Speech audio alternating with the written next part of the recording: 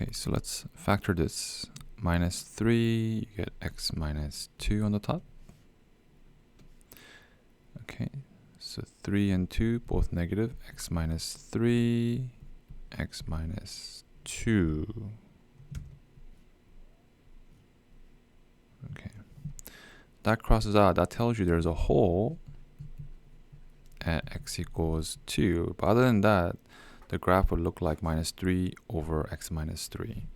So vertical asymptote at x equals 3. There's no x-intercept. Y-intercept is when that's equal to 0, which is positive 1. So 0, 1. All right, and then domain is all real values. Okay. Hole means, by the way, another word for hole is removable discontinuity.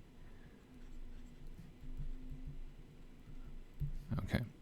That's infinite discontinuity. So x can be everything. It just cannot be 3 and 2. Okay. All right, we can do a quick sketch for this.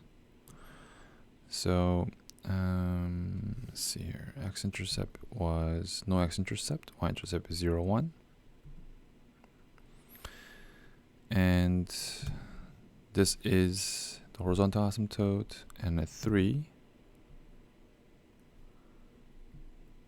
Okay, this is the this is a vertical asymptote.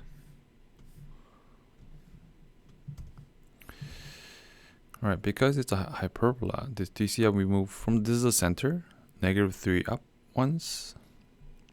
That means at 2, we're going to move up 3 steps.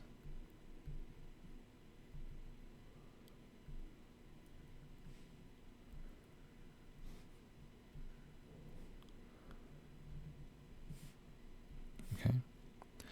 4, 5, 6.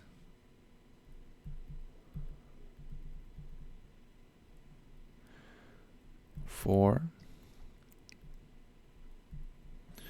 So again, if you move right once by symmetry, we got to go down from here 3 steps.